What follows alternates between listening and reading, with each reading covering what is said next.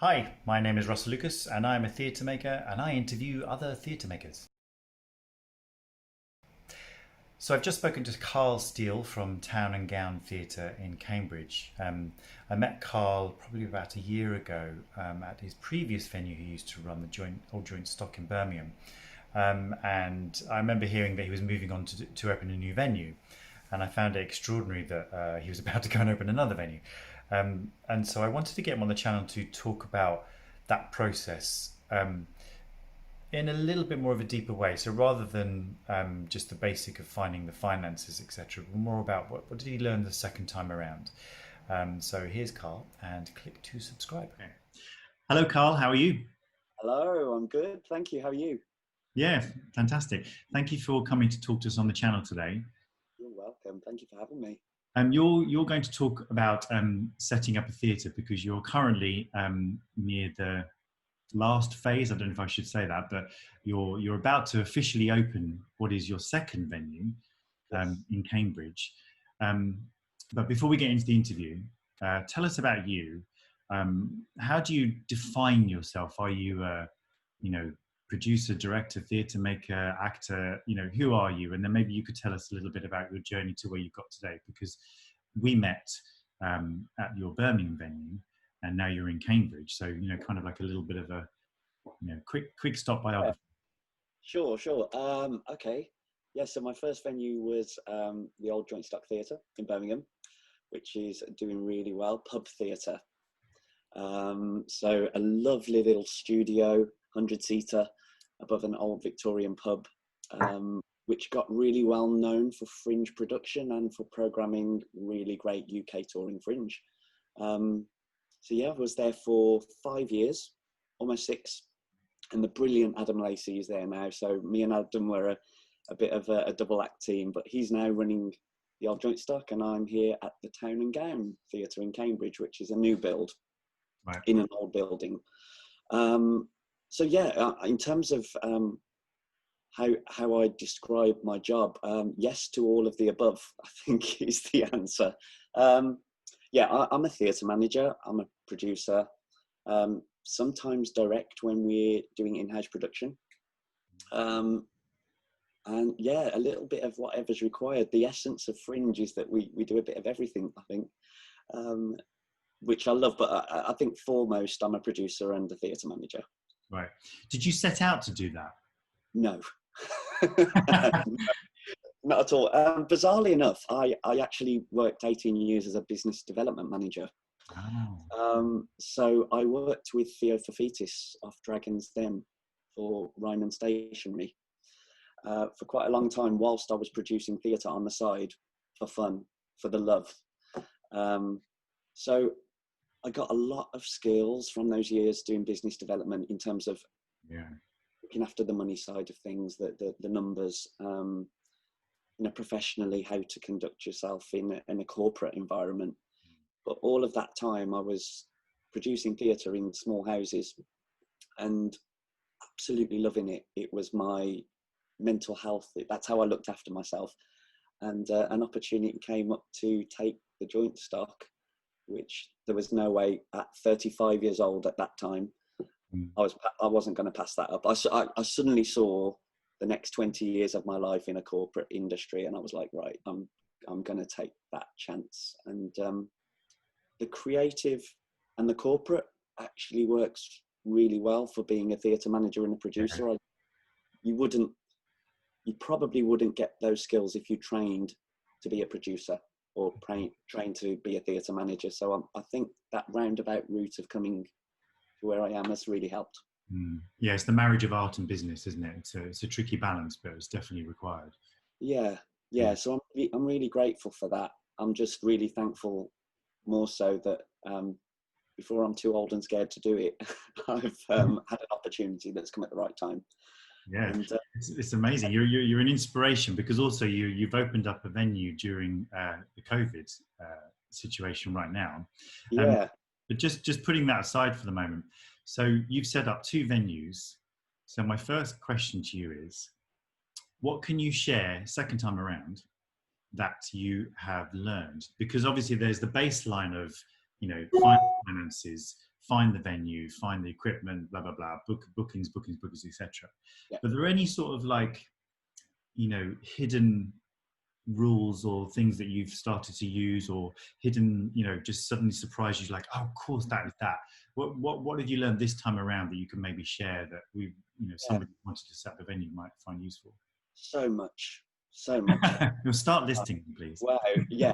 Okay. So, I mean, my 5-6 years at the old Joint Stock were just the best ever. It's the people that we programmed there, the atmosphere in that space, the way the audience built. When we first took it over, it was 1 and 2 nighters, very small audience, and it built and built and built to the point where we were producing 4-week run musicals that got Broadway World UK nominations for Best Actor against people in Hamilton.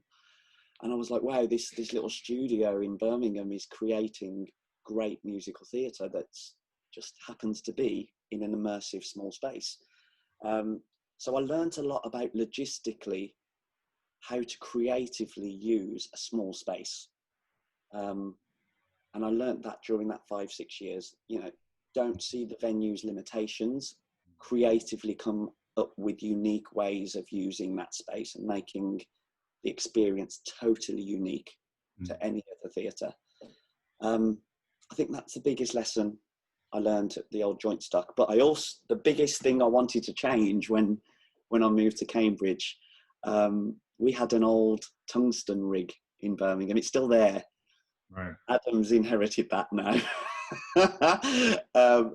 A tungsten rig is absolutely beautiful with the effects you can create from that old style lighting. And it's good old fashioned theatre lighting, but the versatility in a small space is really restrictive. Right. What you can do with how much money you have lighting wise, replacing bulbs all the time.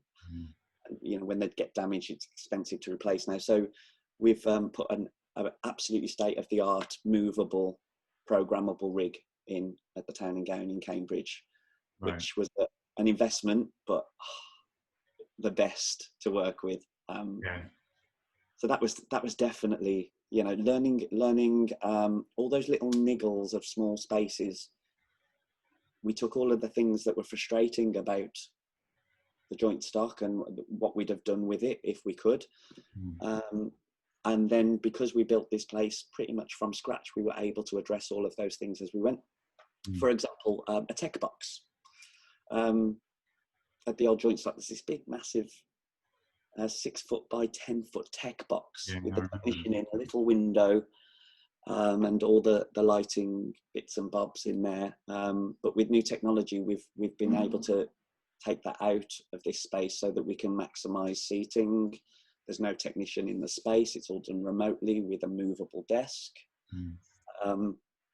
Logistically, how to get the most out of a small space, I think, is the biggest lesson I've learned and changed for this space. Yeah, that's interesting, isn't it? It's kind of like, it sounds like you're saying it isn't one size fits all. You've got to like push against, but also utilize what you've taken on. Yes. To maximum. Because that's when the best art is made, isn't it? When it has a little bit of a restriction, which then you push against and bend it into something new. Absolutely. And we've all been in studios in Edinburgh when you have a 5-minute get-in with black curtains down the wall, and you're not allowed to change the rig, and another company's props are in your way as you go in. The limitations of a space are always there, regardless of whose space you're in or what space you're in. I think I've really learned to embrace the quirkiness of studios and fringe spaces and creatively find solutions to get the most out of them. Yeah, it's something I the terminology of site specific always used to irritate me, because I thought actually every piece of theatre is site specific. That's the point. And if it isn't, then you need to readdress that, I think, which is kind of what you're saying, I think, is to make sure that whatever you make is actually site specific. Talking about the site then, so was the area of Cambridge, is that really key? Was the location geography really key to your decision of where to set up this venue? Yeah, Cambridge is quite unique in what we call the Town and Gown. So there's obviously in cities like Cambridge and Oxford, you have these historic opposing communities within the city of the towners and the gowners, the people at university and the people that live in that city, and it's really prominent in Cambridge. You know, venues are created just for the gowners, for the students, and there's this massive divide I found when we came and visited in, oh no, that's a student theatre. Oh no, that theatre's for the towners. Mm. So specifically for this site, we really wanted to get rid of that. We want the programming to represent something from both of these opposing communities, and bring it together. There's some great student theatre being made in Cambridge. So I'm using the days that we're not programming professional touring Fringe to develop that work. We're getting the students pro credits so that when they finally graduate, they've actually got some pro credits behind them, rather than being dropped into this industry where suddenly you can't get your foot in the door without a pro credit. But yeah, geographically, we're right in the centre of that. There's a really localised community for students and for residents as well. So yeah, location was a huge thing for leading how we're going to programme this theatre and how we're going to market this theatre. Yeah, more so than Birmingham. That's really lovely, because I didn't know about the title and the significance, and that's actually super important what you've done, isn't it? You've spliced down the meaning. You know, you've interrogated the terminology and you've put it together into a space, which is nice, because that will make something buzz. And also the fact that, like you say, there is a big theatre culture in Cambridge. Which you can tap into, and if you've obviously seen a bit of a gap in the market there that you can foster. Yeah, I mean, Cambridge doesn't really have a Fringe theatre. The ABC Theatre is absolutely brilliant. It's got a couple of spaces. It's got a main house and a place called the Corpus Playroom, which plays in an L shape, which is 70 seats. So those kind of spaces are the kind of places I go and see shows all the time. But all of their programming is for students. It's owned by the university. So it's kind of the place where they develop their learnings. They work in a professional environment, and they're building their knowledge whilst they're on courses. But everyone refers to it as the student theatre. And then we have Cambridge Arts Theatre around the corner that's programming much bigger touring production. Cambridge Junction's doing really similar, lots of gig theatre. There isn't really a Fringe theatre that's catering for those two markets in one. And for me, the essence of Fringe theatre is that one is appealing to a wider audience. You know, we're engaging 17, 16-year-olds and 60 and 70-year-olds. The space is just a space. Until you put the show in. So I think promoting a conversation about this town and gown, and why are we segregating an arts audience, when really the message behind why we create work and put on work is because we're trying to bring people together with a common interest. But yeah, that was the thinking behind our name, and what we want to stand for, and the small gap that I think we have in the Cambridge art scene. Great. Yeah. That's really interesting. That's interesting, because also you've led on to my third question, which is, how do you program? What type of things are you going to offer or can offer that maybe larger spaces can't do, or not necessarily just you, but where's the place for smaller spaces these days, do you think? Yeah. There's again, on the programming, it depends. I program loads of cabaret. I really like the theatre to feel like a relaxed environment. You know the theatres you go to sometimes, and you feel like you can't talk too loud, or you can't lean on that wall, or you can't take your drink in. The formality that we've inherited from a lot of theatre.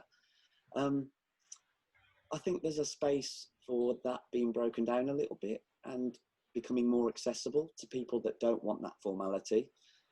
Obviously, having a Fringe Theatre above a pub immediately does that, because you're creating a relaxed environment the second you come in. We found a lot more men coming in because they come in because it's okay, because it's a pub. But usually the mix of a female audience against a male audience really swings to a female audience, I've found before. But at the old Joint Stock and here, we're definitely seeing a more balanced appeal across the age groups, especially the 50 plus. It's definitely more comfortable to appeal to a wider audience.